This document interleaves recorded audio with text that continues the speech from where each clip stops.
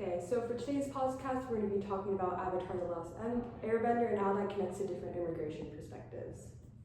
We chose this format because it allows to have an open discussion in which we talk about immigration crises and its relation to the episode. This format is beneficial for handling and addressing this crisis since we will be stating each ideology's main ideas rather than promoting it if it's correct or not.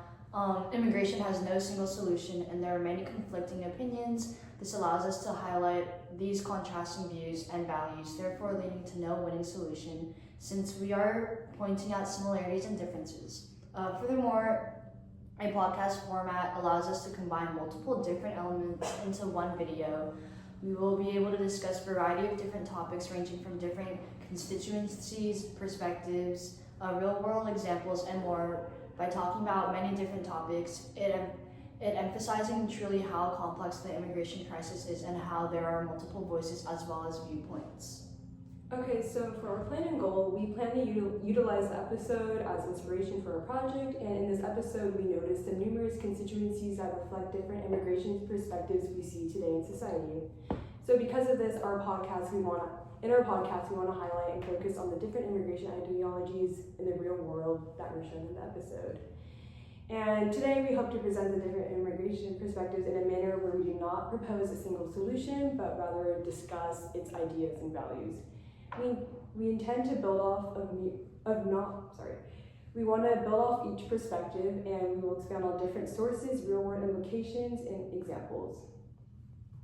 Okay, so for the first perspective we're going to be talking about is the security-based one, and a brief definition of this is that it views immigration as something that must be strictly controlled in order to protect a nation from threats.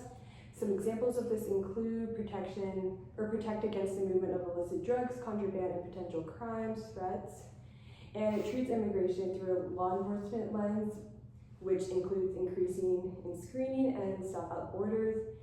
It has use of technology to track entry and exit, and it wants to protect the safety of their citizens. And this perspective believes that increased immigration can pose a threat to the nation. Okay. Now, what do you want to comment? One of my perspective was the humanitarian perspective. It's defined as a person promoting human welfare and social reform.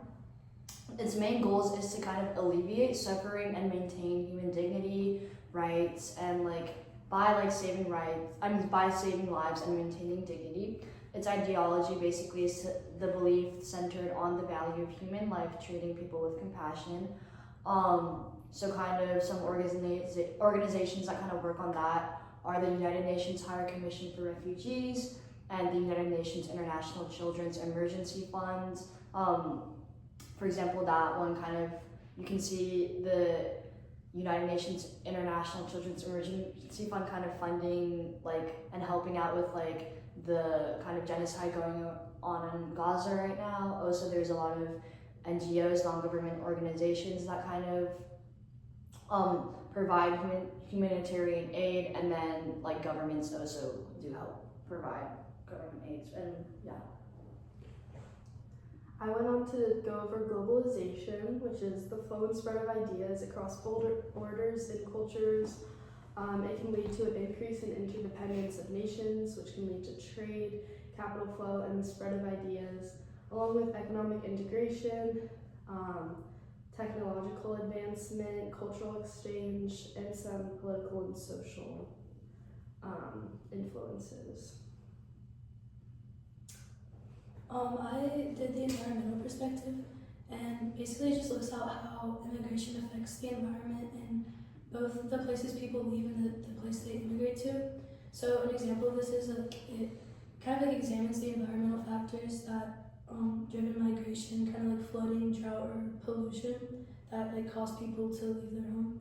And then it also highlights the strain on host countries, kind of the increased pressure on natural resources, changes in land use, and urban growth that all affect the environment. Some real world examples are the urban migration in India that kind of the overpopulation that causes air pollution and water shortages, stuff like that. And then along the migration routes, kind of, for example, the Darien Gap, there's just thousands of people migrating like through rainforests and different lands, and it causes soil erosion and disrupts the wildlife and will also cause pollution. And so kind of the connection to Avatar is how the Earth Kingdom refugees are fleeing the Fire Nation, and they're traveling through forests and building like temporary camps and all of that, and leaving behind like trash and whatever. And it just demonstrates how large displaced populations can reshape the environment. So I am discussing the nationalist perspective, and it views immigration through a lens of national interest and identity, often advocating for restrictive laws in order to protect citizens and national culture. So someone with a nationalist perspective would prefer the government to protect the citizens and promote the country's individual culture, and they would support stricter border control and reduced immigration levels. And so some administrations in government would promote anti-immigration standpoints. The cost of legal immigration is too much for some people to afford, preventing poor people from immigrating. It limits the number of people who can immigrate. Border checkpoints and walls between countries to manage who can come in and out, and restrictions on who can immigrate, mostly people from richer countries having an easier time, while poorer countries have a harsher background check. I think kind of a common theme, like through all perspectives we see, is kind of like individuals, or I don't know, kind of people wanting like a stronger self-identity within themselves, even if that's through immigration or like stuff like that. And it's like kind of, you can see that like around the world too. And yeah, like, do you guys want to touch upon like real world examples? Yeah, I'll talk about some real world examples you'll see in a security-based perspective. This includes increased airport screening after the 9/11 attacks, and basically the Department of Homeland Security added strict background checks and data tracking of visitors. Another example is the US-Mexico border wall policies and how it's become really strict. And the last example I found was Australia's offshore detention centers. Kind of a real world example that I kind of focused on was the US colonial rule in Puerto Rico. This rule, kind of the colonialization of Puerto Rico, even though Puerto Rico is technically part of the US, kind of creates an economic and social kind of like hierarchy within like the states. It also caused a lot of destruction of local industries and land, and it introduced a lot of racist population control and policies. And in addition to that, a lot of sterilization, medical experimentation, and pressurized procedures were becoming widespread. So a lot of these procedures were done without like the citizens' consent and notice. Even through this, Puerto Ricans are still resisting the oppression. So I like read an article by Diaz. I don't know how to pronounce his first name. But anyways, in this article exposes how US's colonial rule in Puerto Rico creates an economic and social conditions that enforce Puerto Rican citizens into vulnerability and displacement. As mentioned earlier, it destructed a lot of local industries, land, and kind of introduced like a lot of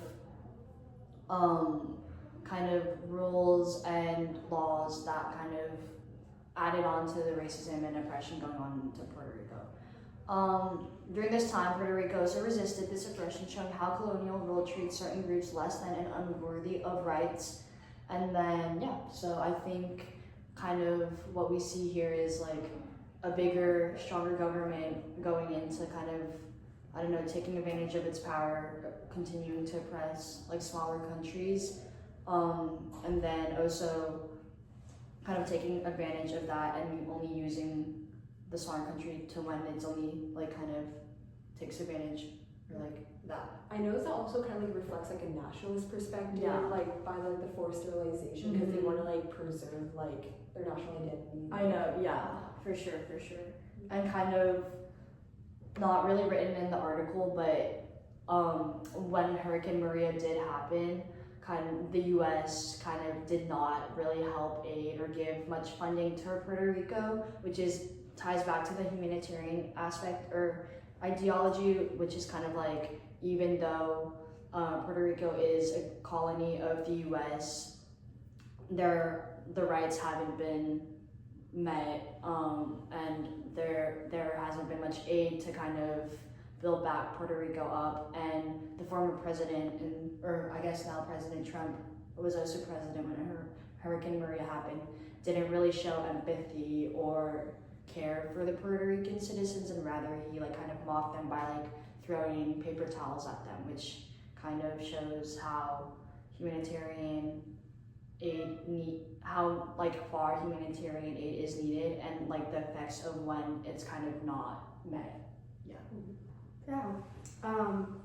Onto some real world examples of globalization. One cultural one that's very predominant, I'd say, here in Santa Cruz is yoga, which started in India and now has spread here. Of course, there's been different like adjustments to the practice and like westernizing it and everything, but it's a very big example of globalization that's not really, you wouldn't really think. Another huge one involving more economics is companies moving their production to like China because it's a cheaper labor market, and they're able to like create so many goods and sell them, like they're able to not lose a ton of money making the goods by paying their employees. So it's a terrible system, but that's another example of economic. And then we go on to like political and social ways. We have like different nations combining to create like groups like the United Nations, and then we also have the World Trade Organization.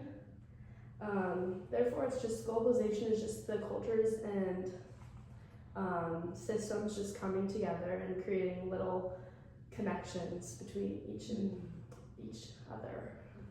What I kind of noticed, kind of like tying everything together, is I kind of noticed like a theme of like colonialization, even through like when it's even through like yoga. I think a lot of it is like India getting colonized by like the UK, and that kind of like becoming globalized as a whole, and like kind of those like colonizing countries not kind of taking that culture and then like globalizing that, but it's only like a certain like specific kind of like when it kind of seems like fun or like like not like actually appreciating it, but more like taking that. I'd say like a lot of it is like they kind of take what they want, the pieces that they want, and so it's not full like as it was originally.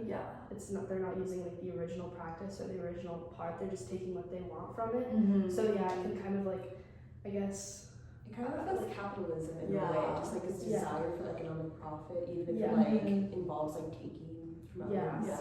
And I feel like that can also kind of tie it into like environmental issues of like kind of stealing public land and profiting off of that. Like they don't view like nature as like a living relation. They instead rather more of like capitalist, like I can profit off of this and buy that. And it also like erases the presence of the indigenous groups who like live on that land. So it's for sure. Environment impacts and social. Pushes a lot of like indigenous groups out from where they actually are native to, rather than kind of embracing that and like working with indigenous people. For sure. I'd say like one positive could be, I guess if depending how you look on it, like the faster transportation of information through iPhones. And also like transportation of trains, just taking those little what's it called, technological advancements from other nations and putting them together to create something. I also think like it can create a lot of like appreciation for like being able to like visit other places and like have more appreciation for that too. But Okay. Should we move on to the next real world examples? Did you talk about your? No. Oh, okay. So, so some good real world examples for the nationalist perspective that's seen a lot in Europe right now, with people that oppose immigration from heavily Muslim countries because they don't support the idea of Islam coming in and the idea of the Muslim churches. They don't like that. And then also a big one in the US is the Great Replacement Theory being used as a way to convince white Americans that they are slowly being replaced with minority groups, and then they will become a silent minority. so now we're gonna move on to discussing how these perspectives relate to the Avatar episode. So in terms of the security-based perspective, Earth Kingdom has checkpoints and passport system, which basically like reflects their sort of border control. They fear that the people who are trying to come into their kingdom are a threat, and they are very uncertain about them and just like view them with suspicion. And they basically, the border staff want the incoming people to have proper documentation, but because most of these people are escaping their homelands because of threats, they don't have time to get these proper documentations. Yeah, I think kind of similarly, the episode kind of connects to the humanitarian. As when we watch the refugees, they're kind of denied their protection and are forced to take a dangerous route simply because of their identity and their status, because they're not part of Fire Nation. So they're forced to go through the serpent's path. Or yeah, not part of Earth Kingdom, sorry. They're not they're forced to kind of go through the serpent's path, which is like a super dangerous path, which and kind of similarly tying that back, it kind of shows how the government or a stronger force controls who deserves safety and forces people to like take life risking paths, highlighting how nationalism, exploitation, and displacement are related and intertwined. I think the dangerous, or like kind of taking the dangerous paths thing kind of also reflects in real world examples where a lot of refugees kind of go into these countries or other countries illegally and to survive or to escape, and sometimes not even the most safest ways. So and I don't think the security-based perspective and nationalist perspective like really like views immigration like that. They exactly. They basically kind of like prioritize their own needs and own citizens over the others. Yeah, I think so too, and I think nationalist. I think it does kind of focus on like humanitarian aspect because Aang and his group kind of aid that family that weren't able to get on the ship, but I think a lot of it does have to do with like individual, like what they want individual. Exactly. Yeah, I'd say in the aspect of globalization, we have like the culture exchange and blending, because it's kind of like where they live is kind of a melting pot of like the Fire Nation Earth in the Earth Kingdom, and then also just like technological spread. There's lots of like energy production done by the Fire Nation, which is a key example of globalization, along with the urbanization that occurs as well, because like people are working and moving to create work.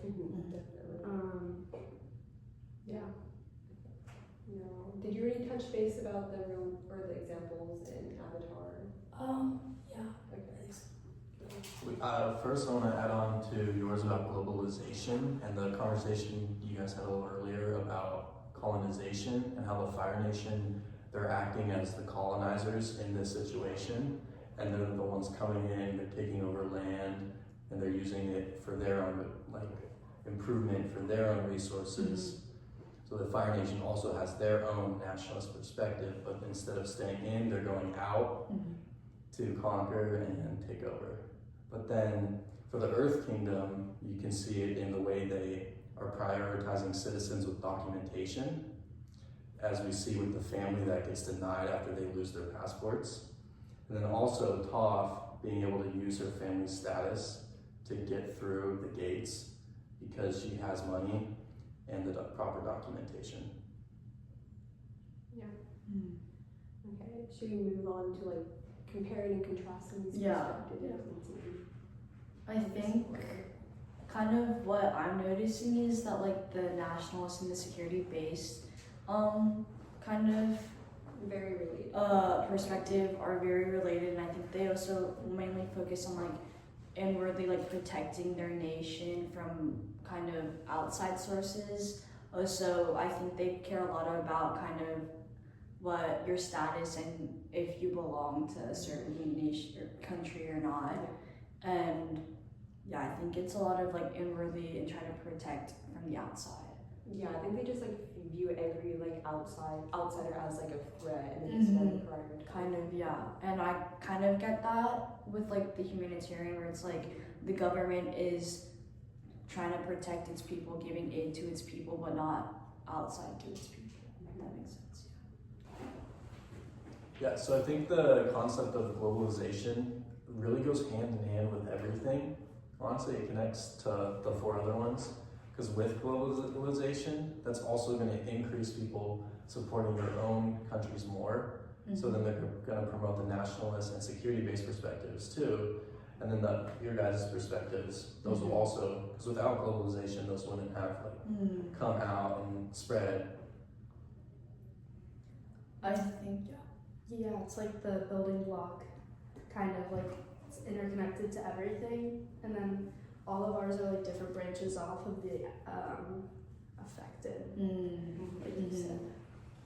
I think we can like kind of tie all of them together, where it's like a country or nation can kind of have stricter border immigration kind of laws and policies, and I think maybe that's like what they want to prioritize with like not letting as many people in, but also I think kind of with refugees and with people that need aid, kind of tying that into like a humanitarian aspect, and like also an environmental aspect where it's like they're not needed to kind of colonialize or like take up land, but rather like kind of through globalization, humanitarian, they can send out aid and send out like food, medicine, or whatever these countries need, instead of like butting themselves in conflict or something. And I think that's like that kind of ties every like perspective, ideology together, kind of, if that makes sense.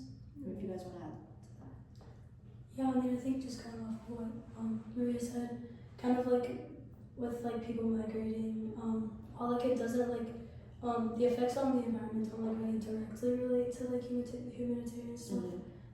Like with the influx of people going into cities, it kind of just like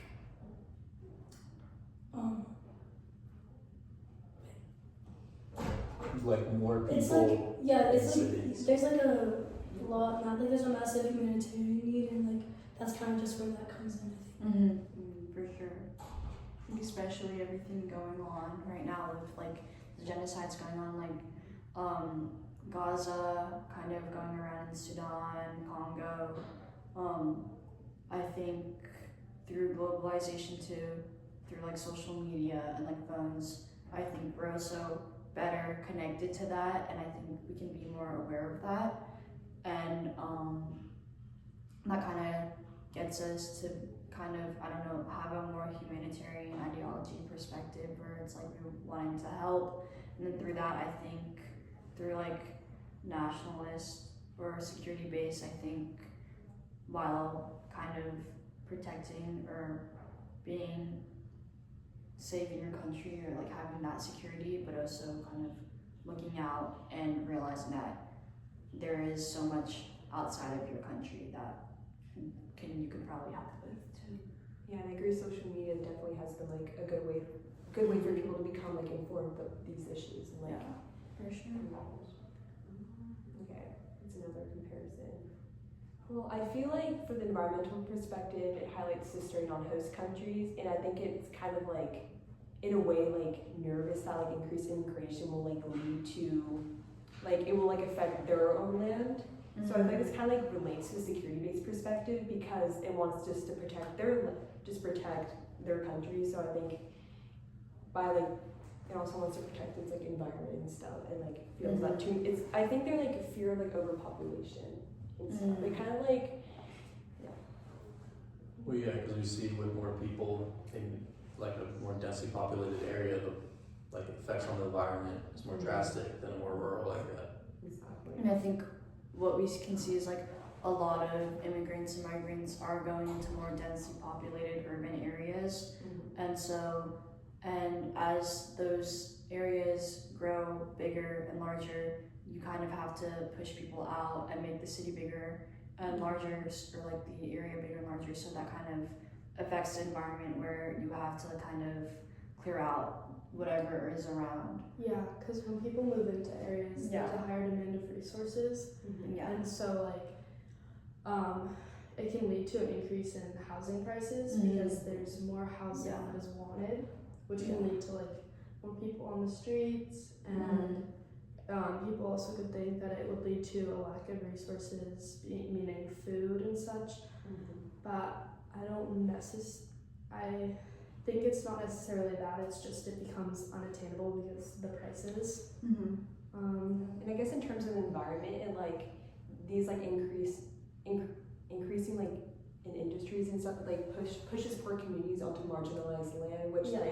leads them to further degrade and stuff. So extreme Yeah. land use, and Yeah, think because that just affects the environment. yeah, because when they get put onto that land, that land has a lower property value, which can lead to things oil drilling could get done on that land, Yeah. or they could just put the bad water, the Flint, Michigan thing, where they were given all that water because they since they have a lower property value, they didn't think that they needed to give them the same as a town with a higher property value. Yeah, adding on to that, things in the past, redlining of places with higher or lower property values would mostly be immigrants, people of color, minority groups, and then they would be redlined by real estate agents and only sold to people in lower income places, and the cities would give them less funding, so then there was less opportunity for those areas to grow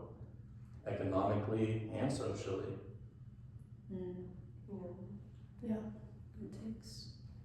Great. Well, I think we're gonna wrap up this podcast, but thank you so much for joining us, and I hope you learn more about immigration. Yeah, thank you Yeah. so much.